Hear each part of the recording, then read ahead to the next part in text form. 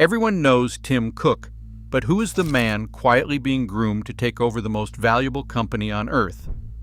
Meet the mastermind behind your iPhone's hardware. His name is John Ternus, and on September 1st, 2026, he officially becomes Apple's next CEO, a transition the board has been planning for years. A 24-year Apple veteran, this 51-year-old engineer has been hiding in plain sight at every major launch. Here's his story. John Ternus walked into Apple in 2001, just 26 years old and almost invisible to the outside world. His first assignment wasn't glamorous. He joined the product design team as a mechanical engineer, working on the enclosures that would house Apple's next generation of devices. At the time, Apple was still clawing its way back from the brink, and every new product carried the weight of survival.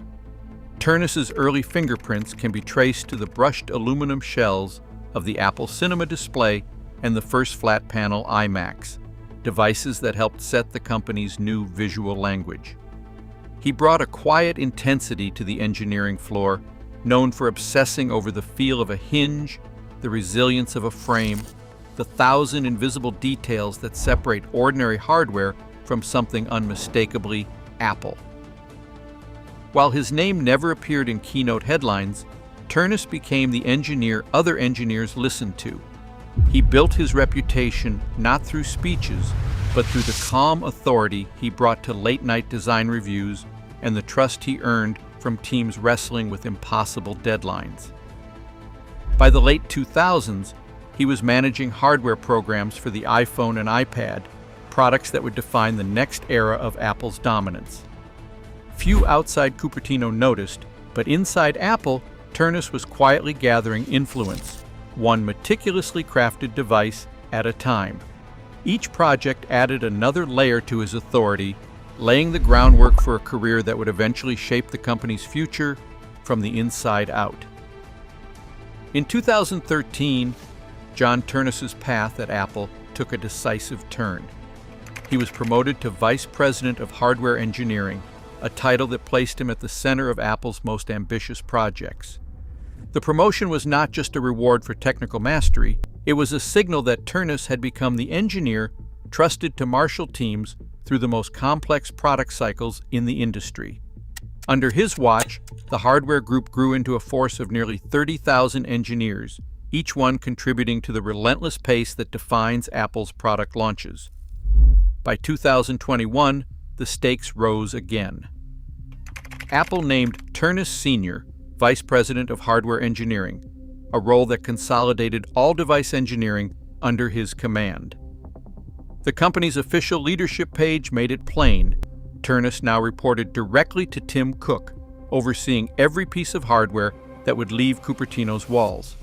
His remit stretched from the silicon at the heart of each device to the finishes that made Apple's products instantly recognizable in a crowded market. This was not a figurehead position. Ternus's organization became the backbone of Apple's innovation pipeline.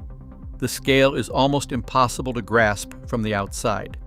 Thousands of engineers, dozens of countries, and a product roadmap that shapes the habits of 1 billion people. Every iPhone, Mac, and Apple Watch in your hand owes its existence to decisions made within Ternus's domain. In an environment where a single missed deadline can ripple across global supply chains, he became the steady hand guiding Apple's most critical bets. His authority was no longer quiet or invisible, it was absolute, and it was built to last. The evidence of John Ternus's influence is not just etched into Apple's product history, it is carved into the official record of American innovation. Patent filings, dry and technical as they may seem, tell the story of a mind obsessed with the details that make Apple's hardware unmistakable. Ternus's name appears on U.S. Patent 10,391,755, a structural frame design that changed how iPhones withstand daily punishment. Another U.S. Patent 10,842,301 outlines a camera mounting system engineered for precision and durability. These are not ceremonial credits. Each document bears his signature as a true inventor, not just a manager. The language is dense, but the implications are clear. Ternus is more than a steward of Apple's design legacy. He is a creator in his own right. Every line, every claim is a piece of legal evidence that the devices in millions of pockets trace their DNA back to his bench. For years, while the world watched keynote stages and product unveilings, the real proof of authorship was quietly piling up in the archives of the U.S. Patent and Trademark Office, hidden in plain sight. John Ternus has never been a household name, but the record of his presence is hidden in plain sight, stamped into the footage of Apple's most watched moments. On September 7, 2022, as the world tuned in for the unveiling of the iPhone 14 Pro, it was Ternus who strode on stage to introduce the new titanium housing, a leap in durability and design that drew headlines from every major tech outlet. His segment, just minutes into the keynote, was not a cameo. He explained the engineering trade-offs, the way titanium allowed for a thinner, lighter frame without sacrificing strength. The camera lingered as he detailed the device's internal structure, his words shaping the launch narrative in real time. 2 years later, the spotlight found him again. At the October 2024 keynote, Ternus led the hardware segment, this time revealing the iPhone's unibody architecture built to house Apple's M-series chip.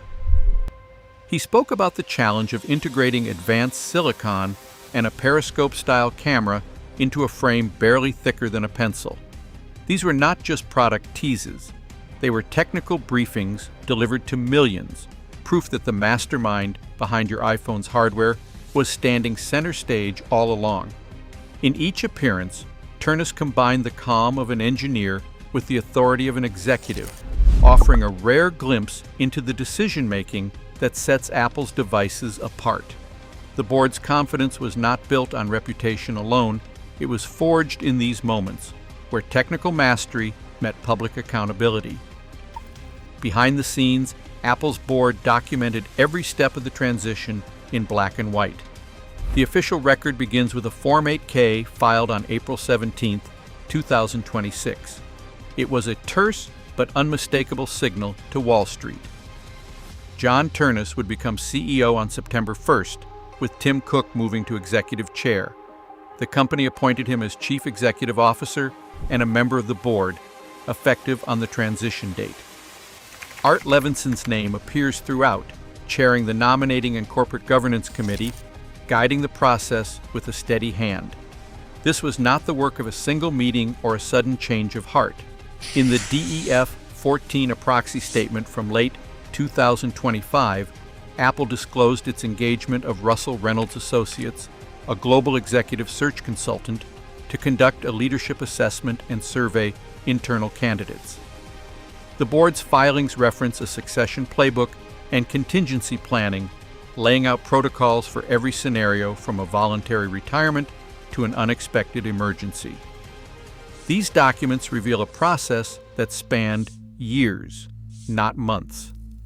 The board's intent reached deep into compensation.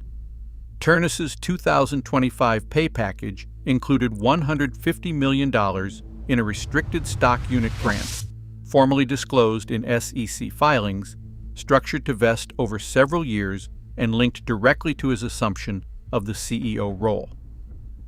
This was not a handshake agreement.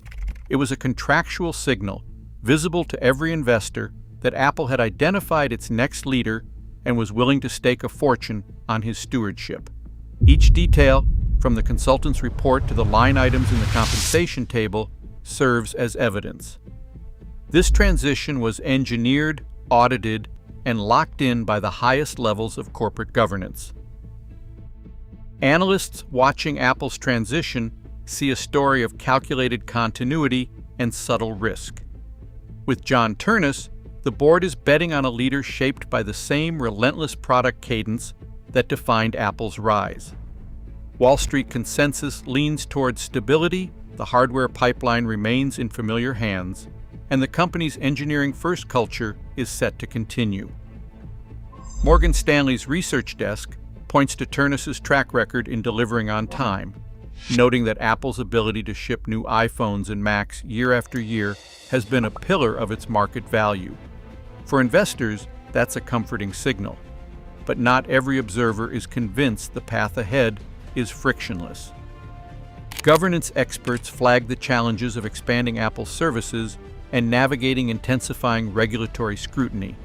The company's push into financial products, health, and digital content exposes it to new oversight, areas where Ternus's experience is less tested. ISS and Glass Lewis both note that while an engineering background ensures technical rigor, it may demand a steeper learning curve when it comes to global policy, privacy, and antitrust battles.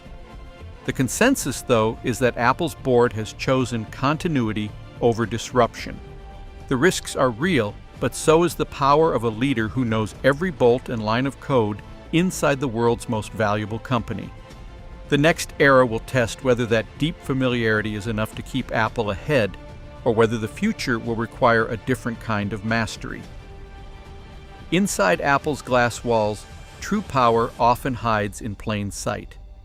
As John Ternus steps from shadow to spotlight, the world's most valuable company is betting its future on a mastermind most have never met.